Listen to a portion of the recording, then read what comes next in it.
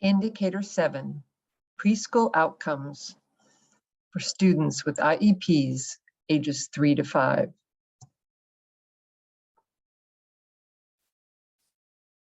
This presentation goes over what Indicator 7 is and why Indicator 7 is important. Data from the past few years are provided so that you can see how well Massachusetts districts have been supporting the social, emotional, and cognitive development of preschool children with IEPs or individualized education programs. The data will help inform you when you think about what our new target should be. At the end of the presentation, links are provided in case you're interested in learning more about Indicator 7.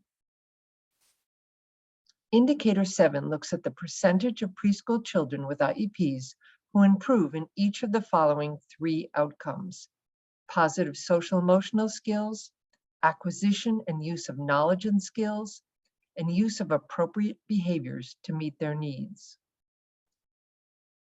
For each outcome, data are reported according to 2 summary statements.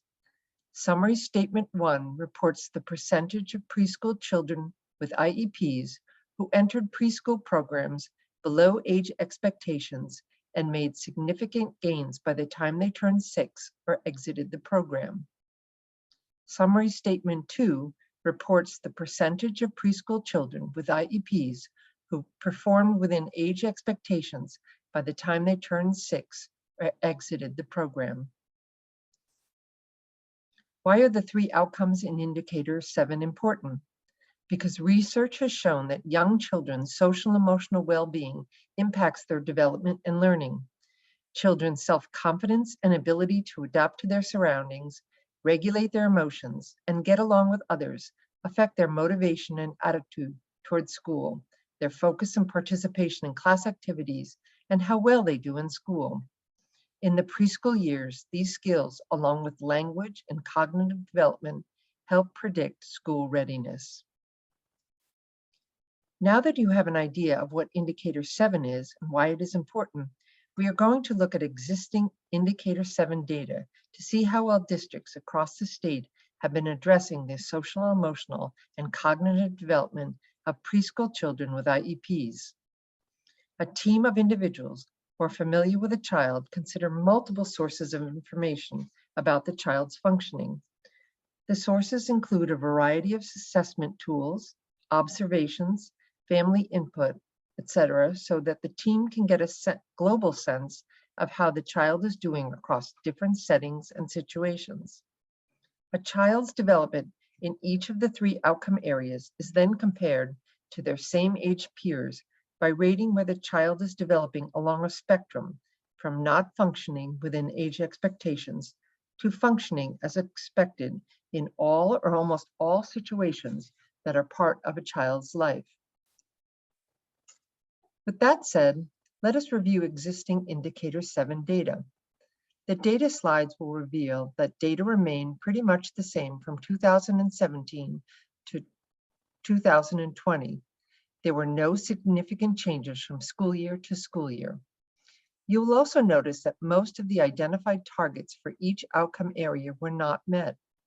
This means that districts, as a whole, did not meet the targets set for ensuring that preschool children with IEPs either made significant gains in the 3 outcome areas or were functioning within age expectations by the time they stopped receiving preschool special education services.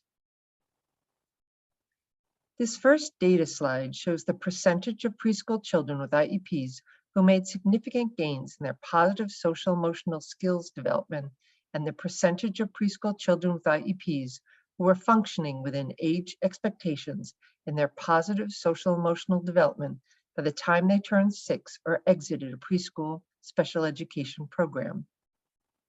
For the first summary statement from 2017 to 2018 school year to the 2019-2020 school year, on average, 85% of the preschool children with IEPs who entered preschool below age expectations made gains by the time they turned 6 or exited the preschool program.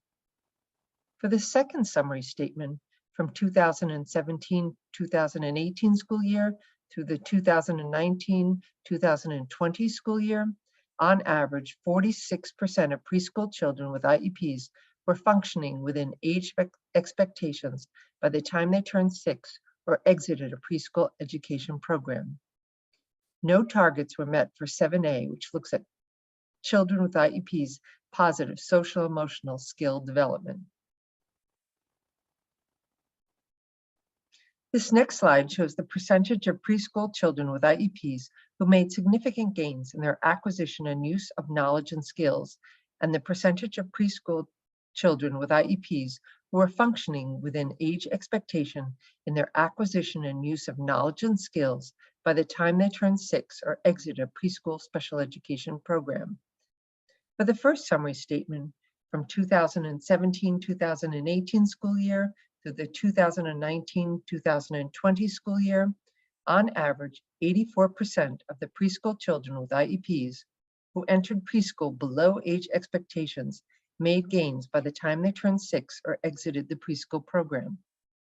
For the second summary statement, from the 2017-2018 school year through the 2019-2020 school year, on average, 47% of preschool children with IEPs were functioning within age expectations by the time they turned 6 or exited a preschool special education program.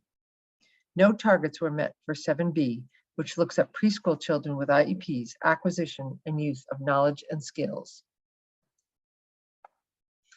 This last data slide shows the percentage of preschool children with IEPs who made significant gains in their use of appropriate behaviors to meet their needs, and the percentage of preschool children with IEPs who are functioning within age expectations in their use of appropriate behaviors to meet their needs by the time they turned 6 or exited a preschool special education program. For the first summary statement, from the 2017-2018 school year through the 2019-2020 school year, on average, 86% of the preschool children with IEPs who entered preschool below age expectations made gains by the time they turned 6 or exited the preschool program. For the second summary statement, from 2017-2018 school year through the 2019-2020 school year, on average, 63% of preschool children with IEPs were functioning within age expectations by the time they turned 6 or exited a preschool special education program. Massachusetts met one target for 7C. In school year 2018-2019, with a target of 86%, 86.17% of children with IEPs made significant gains in their use of appropriate behaviors by the time they turned 6 or exited a preschool program. Again, there were no significant changes in the data from 2017 to 2020, and for the most part, districts did not meet the identified targets for indicated 7. With that in mind, let's move on to thinking about what the new target should be. Let's look at setting new targets. This slide is a quick summary of the existing targets. For 7A, positive social emotional skills, the current target for summary statement 1 is 86%, and the current target for summary statement 2 is 50%. For 7B, acquisition and use of knowledge and skills, the current target for summary statement 1 is 85%, and the current target for summary statement 2 is 49%. For 7C, use of appropriate behaviors to meet needs, the current target for summary statement 1 is 86%, and the current target for summary statement 2 is 63%. Before we think about what the new target should be, it's important to keep in mind that COVID has greatly affected children's social, emotional, and cognitive development. For example, many children experience learning loss due to a lack of equitable access to computers, the internet, and or the needed support once they received when they were in schools. For children with disabilities, remote learning provided an added level of frustration, especially if they rely on hands-on learning or have vision or hearing impairments.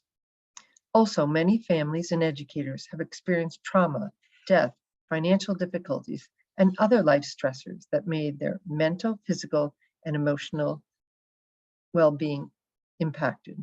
And now schools are transitioning back to in-person learning. Children and their families are needing to reestablish a new norm while still coping with the pandemic.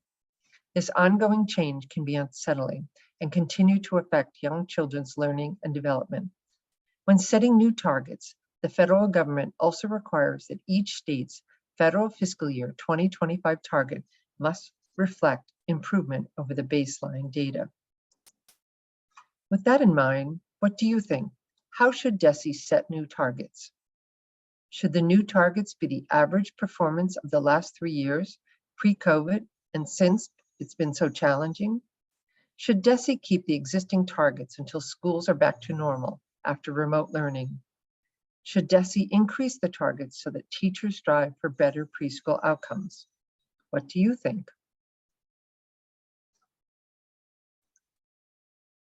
If you would like more information relevant to Indicator 7, please check out the resources on this slide.